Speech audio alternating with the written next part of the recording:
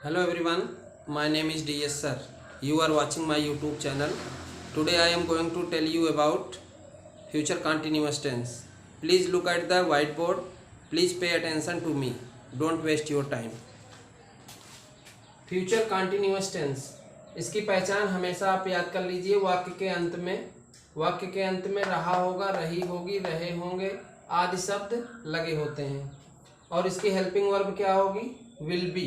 Will be और shall be दो helping verb थी, किंतु आज जो है विल बी का प्रयोग 99% हो रहा है, इसलिए विल बी का प्रयोग सही है। और मेन वर्ब में वर्ब की चौथी अवस्था आईएनजी वाला रूप आएगा।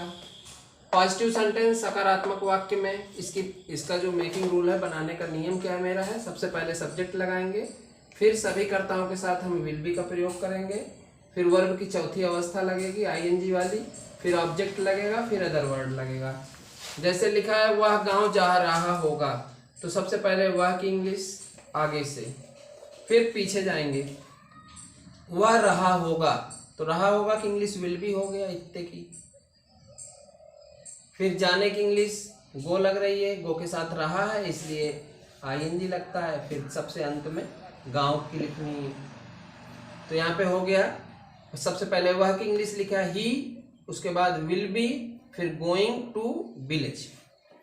रमेश गीत गा रहा होगा, Ramesh will be singing a song. Ramesh सबसे पहले लिखा जाएगा, उसके बाद विल बी हमारी हेल्पिंग वर्ब, विल के साथ एडिशनल वर्ड जोड़ा गया है बी, और उसके बाद वर्ब में आईएनजी जोड़ा गया है सिंगिंग अ सॉन्ग। मैं कल दिल्ली जा रहा हूँगा, सबसे पहले आई लिखा, आई के साथ हमने विल बी का प्रयोग किया। I will be going to Delhi tomorrow, आने वाले कल के लिए टुमारो होगा।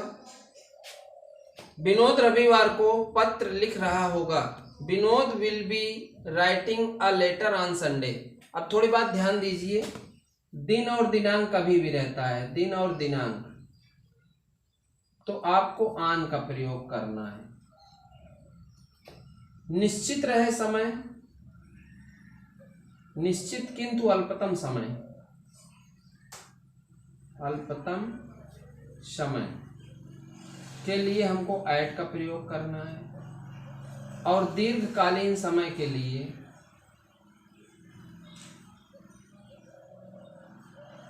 हमको हमेशा जो है इनका प्रयोग होता है। और भी कुछ प्रीपोजिशन है फ्यूचर टेंस में। तक के लिए, तक अगर कभी भी आता है रविवार तक, तो बाई का प्रयोग करेंगे। तो ये सब छोटी छोटी बातें याद रखना है। जैसे आन हो गया दिन दिनांक के पहले, निश्चित किंतु अल्पतम समय के लिए ऐड का प्रयोग हो गया। जैसे मैं 7 बजे दिल्ली जाऊंगा, अब फ्यूचर इंडेफिनिट टेंस का वाक्य है, मैं 7 बजे तक दिल्ली जाऊंगा। I will go to Delhi at 7 o'clock। निश्चित समय है, अल्पतम समय है, तो ऐट लगेगा। मैं रविवार को दिल्ली जाऊंगा, I will go to Delhi on Sunday. दीर्घकालीन समय है, जैसे मैं सुबह पत्र लिखूंगा, I will write a letter in the morning. मैं सुबह तक पत्र लिखूंगा, I will write a letter by morning. तो इस तरीके से थोड़ा होता है। इसके बाद निगेटिव सेंटेंस के बारे में आप समझ लीजिए। हाँ देखिए, निगेटिव सेंटेंस नकारात्मक वाक्य। नकारात्मक वाक्य में क्या होगा? वाक्य के बीच में कहीं पे नहीं शब्द मिलेगा। वह गांव नहीं जा रहा होगा, अब ये नहीं शब्द आपको मिल गया है, वह गांव नहीं जा रहा होगा, तो ही विल नॉट बी। विल और बी के बीच में आपको नॉट लगाना है। विल लिखेंगे और बी लिखेंगे, इसके बीच में नॉट लगाएंगे, क्योंकि विल मेरी हेल्पिंग वर्ब का काम करती है। हेल्पिंग वर्ब के बाद तुरंत नॉट आ जाएगी, तो हेल्पिंग वर्ब और मेन वर्ब, बी यहाँ पे मेन वर्ब है, तो बी मेन वर्ब का काम करेगी। तो यहाँ पे ध्यान दीजिए, he will not be going to village, वह गांव नहीं जा रहा होगा। रमेश गीत नहीं गा रहा होगा, यहाँ पे नहीं कर लेते हैं, रमेश गीत नहीं गा रहा होगा, तो इंग्लिश क्या हुई? Ramesh will not be singing a song. मैं कल दिल्ली नहीं जा रहा होऊंगा, यहाँ पे होऊंगा शब्द डाल दिया, हो गया। I will not be going to Delhi tomorrow, आने वाले कल के लिए टुमारो का प्रयोग हुआ। विल और बी के बीच में नॉट, ये वर्ब की चौथी अवस्था है। विल नॉट बी प्लस चौथी अवस्था थी। तो I will not be going to Delhi tomorrow, मैं कल दिल्ली नहीं जा रहा होऊंगा। विनोद रविवार को पत्र नहीं लिख रहा होगा, तो विनोद हुआ, फिर will not be writing a later on Sunday.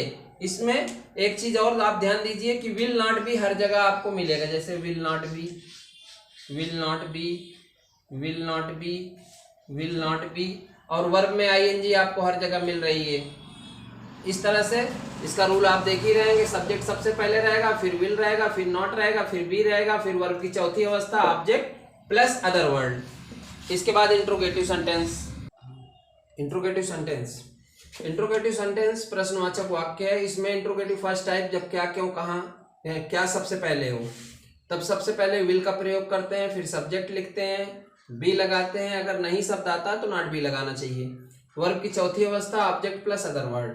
Interrogative second type की मेकिंग रूल है, सबसे पहले इंट्रोगेटिव वर्ड या WH फैमिली जो भी हो सबसे पहले उसको लिखते हैं, फिर इसके बाद विल लिखते हैं, सब्जेक्ट लिखते हैं, नॉट है तो नॉट भी, नहीं तो केवल भी। वर्ब की चौथी अवस्था ऑब्जेक्ट प्लस अदर वर्ड। वाक्य देखिए, जैसे फर्स्ट टाइप का था, क्या वह कल पढ़ रहा होगा, तो यहाँ पे क्या की इंग्लिश तो लिखी नहीं जाएगी, क्या को ऐसे काटते हैं। क्या की जगह हमें क्या लिखना है, सहायक क्रिया लिखना है। सहायक क्रिया हमारी क्या है, विल, तो विल सबसे पहले आ गई। विल के बाद सब्जेक्ट लिखते हैं, फिर बी लगाते हैं। विल ही बी, वर्ब की चौथी अवस्था तो लगना ही लगना है, तो will he be reading tomorrow, तुम परसों कहाँ जा रहे होगे, क्वेश्चन है, इसका उत्तर यस नो में नहीं दिया जा सकता। सबसे पहले कहाँ की इंग्लिश लिखनी है, where will you be going the day after tomorrow. The day after tomorrow का मतलब परसों होता है। सीता तुम्हें क्यों बुला रही होगी, तो सबसे पहले क्यों की इंग्लिश लिखेंगे, इसको काटते नहीं है। सबसे पहले क्यों की इंग्लिश वाई आ गई, फिर सहायक क्रिया विल आ गई। Why will Sita be calling you, Sita तुम्हें क्यों बुला रही होगी, why will Sita be calling you. इस तरह से आप positive, negative, interrogative first type, interrogative second type के वाक्य को आसानी से बना सकते हैं। आप फ्लुएंसी के लिए जैसे कोई भी वाक्य लीजिए इस टेंस का, मैं पढ़ रहा होऊंगा, तो इंग्लिश आपको बनाना है आई विल बी रीडिंग। मैं नहीं पढ़ रहा होऊंगा, I will not be reading. क्या मैं पढ़ रहा होऊंगा, विल आई बी रीडिंग। मैं क्यों पढ़ रहा होऊंगा, why will I be reading. मैं दिल्ली जा रहा होऊंगा, I will be going to Delhi.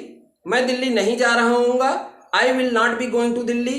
क्या मैं दिल्ली जा रहा होऊंगा, will I be going to Delhi. मैं दिल्ली क्यों जा रहा होऊंगा, why will I be going to Delhi.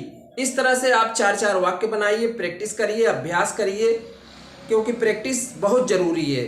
अगर आप पढ़िए, खूब मन से पढ़िए, जितना आपके पास समय हो पढ़िए, सीखिए और आगे बढ़िए।